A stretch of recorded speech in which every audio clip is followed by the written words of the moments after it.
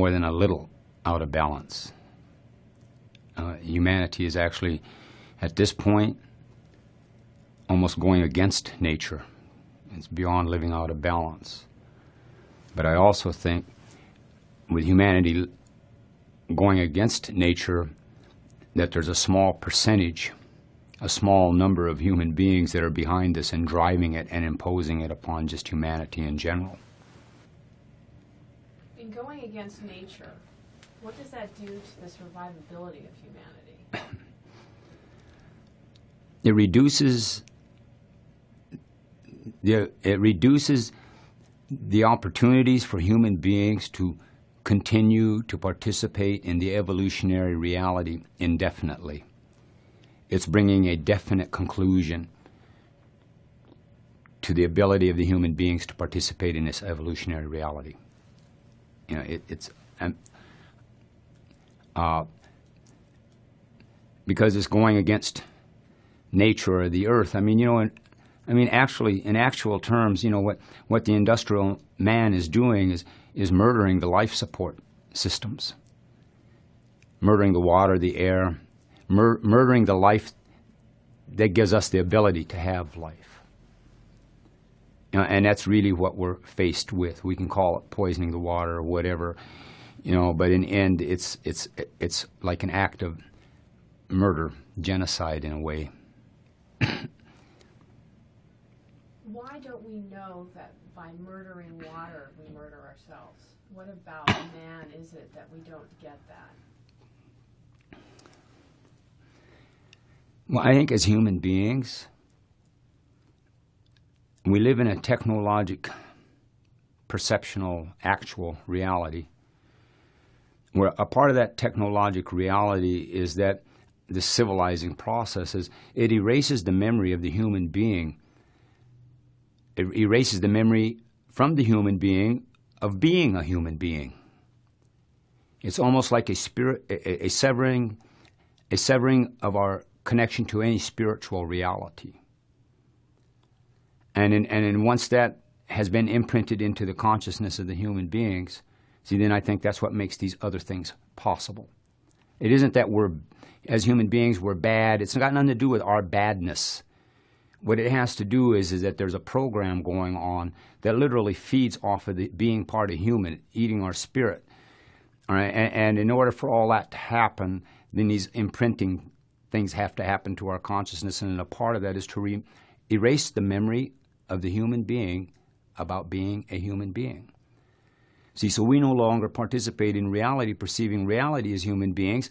We participate in reality as feeling as either like we're oppressed culturally, ethnically, gender-wise, class-wise, but we participate in reality from the eyes of being victimized and very fearful and insecure. We don't think like human beings. But the reason for that is because there's been a deliberate suppression of our memory of that identity. Who is suppressing this, and where is that coming from? You talk a bit about a few. Can you elaborate on that?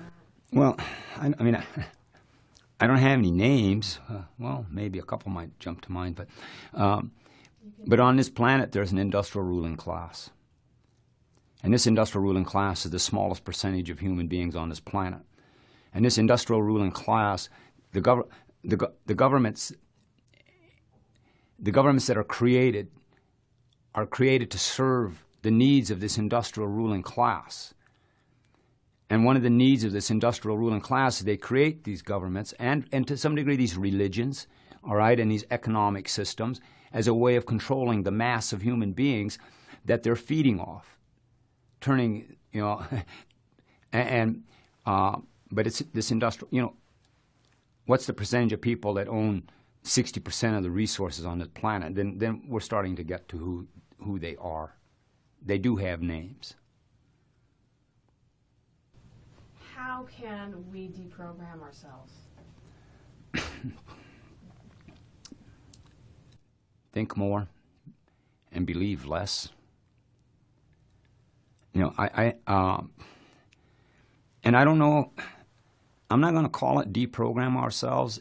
To me, it's really an issue of how do we recognize ourselves. You know, we need to recognize that we're human beings. Recognize that we're human beings, and our connection to the reality of power is in that identity. Human. Our bone, flesh, and blood, our DNA, we're literally made up of the metals, minerals, and liquids of the earth. We're part of the earth. We're shapes of the earth, like everything of the earth. And we have being, our spirit. You know, and that being comes from our relationship to the sun, sky, universe. Because, I mean, sunlight's literally like the sperm that brings life to the water-bearing womb that is the earth. So this is our being is connected to that. And all things of the earth have being, because we're all made up the same stuff, just arranged differently, and have the same relationship to sun, sky, universe. Being. And we need to... So the reality of our relationship to power and purpose, so to speak, is in that identity. And now, so how do we recognize and get back to that identity? I don't have a specific answer. But the closest I can say to it is that if we would, a part of recognizing of ourselves is that to recognize our intelligence and understand the value of our intelligence. Because as human beings, our ability to access the reality of our power is through clear and coherent use of our intelligence. See, our intelligence, that's the portal how we manifest and access our relationship into the reality of power as humans, is through the use of our intelligence. But we've been imprinted and programmed, basically where we're at now in the evolution of human beings, we're basically in a period of time in this industrial technological world where the majority of the human beings participate in this reality based upon their fears and their doubts and insecurities, so their perception of their inabilities. See, all that was imprinted in there to make us not recognize ourselves. And to understand the power and recognize the power of our intelligence is, let's say, through our fears and our doubts and our insecurities, how bad can we make ourselves feel? And how does that affect the people around us? Well, that's power. That's our power. That's a manifestation of our personal power. But we've been imprinted to use it in this kind of a way. But so we do have power. It's in how we recognize it and choose to direct it and use it. So I would say the first step to this is recognize the value of our intelligence and the power of our intelligence. Because I think that any person or people that would be concerned about saving the earth and saving creation and have this type of an awareness, I think that a necessary component to that is to give thanks to however one perceives the Creator, give thanks to the Creator, number one, for life, and number two, for the gift of intelligence. To show respect for this, maybe because we need to show respect to our intelligence, and maybe it's a part of our thanks that we give on a daily basis, in a ritualistic way. Because our intelligence, to me, it's like our imagination, our creativity, our thoughts, and then our understanding or misunderstanding, and then our actions is what we manifest. And I think that it's time for us to understand, look at, recognize, and attempt to understand the value of our intelligence, because whatever struggle is ahead of us, if we are to continue to participate in the evolutionary reality as human beings, it's going to take clear and coherent use of our intelligence to do it. Generationally, collectively, individually, but that's what it is going to take. Everything that has ever been done to create these emotional distortions in us has been done to keep us from using our intelligence clearly and coherently. Now, so how do we deprogram or get back? It goes back to the very basic. We need to recognize ourselves. We really need to recognize ourselves. Then we can synchronize all the other things in a much more synchronized way. No, I'm just understanding that and trying to weave it into what we're talking about, and it's just really powerful as you're saying that. I would love to know from your point of view it's a two-part question, and one's the darker side, which is, I'll do the darker side first, which is... I understand dark. Do you believe that we're approaching a bottleneck. Or, you know, the title of this film is The 11th Hour, and a lot of people we're talking to believe that if certain things aren't done quickly, that, you know, a lot of people will lose their lives just from natural catastrophes and things like that. Do you believe that we're at that point from what you see? And if so, how do we get out of this situation? You answered that a little bit in your last question, but...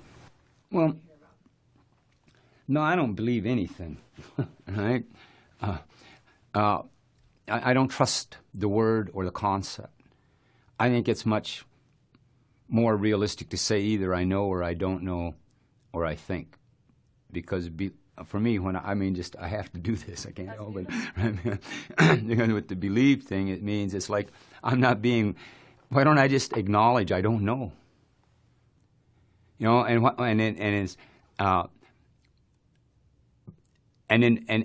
and think about things. See, I think we should think in terms of I think this rather than I believe this.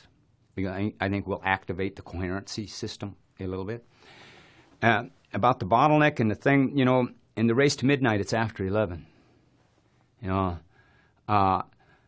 and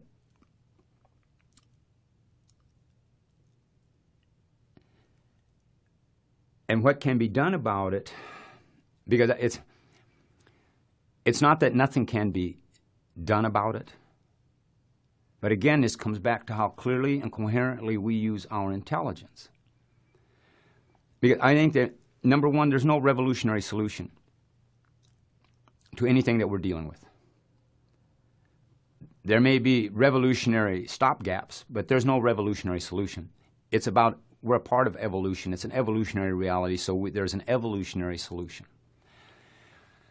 I think to head into the direction of this thing, this bad that is coming, I think that we have time. I think that it can be turned around in 2 generations, but it's going to take clear and coherent use of our intelligence to think our way through this, not to emotionally react to the bad guys, because we emotionally react. We end up doing the same old stuff over and over again, and the bad guys just get badder and badder. That seems to be a historical reality.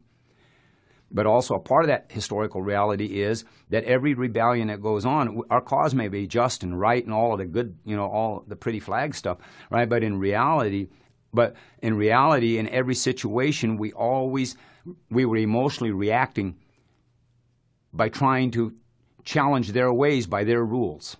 We weren't thinking outside of the box. You know, but we've been programmed not to think outside the box because we've been programmed not to like ourselves and be insecure and this and that, so not trust certain abilities that we have. Now, so we have to get past that. I think that it's, you know, it's, if we can just seek to be as clear and coherent with our intelligence as we can, and within 2 generations, see, because that will create answers and solutions to problems that exist that have no answers and solutions. But again, it's about to use, you know, to be as clear and coherent as we can, not emotional reactionaryism, but clear, coherent, responsible, initiated response to what is going on. And you know, because we have, be prepared for this, because there's going to be a lot of, the way that it's headed now, there's a lot of dying coming. Tremendous amounts of dying because the planet is overpopulated, the resources are dwindling. That industrial ruling class, you know, they want what they want to keep what they have. They're on an anti-life destructive course with the future. You know, so for that industrial ruling class and the dwindling resources, environment we're talking about, and in the overpopulation, they need to purge this planet of huge, tremendous numbers of the human population. And they're going to do it. Right? I mean, that's what they're setting it all in motion now. See, so that's where it's headed, and this is why, to me, it's very crucial, because I don't think that time is against us. Time is an ally. The real issue is, are we time's ally? Will we take the responsibility to use our intelligence clearly and coherently, not be overwhelmed by the idea or say, how do I do that, but just head in that direction to think things out.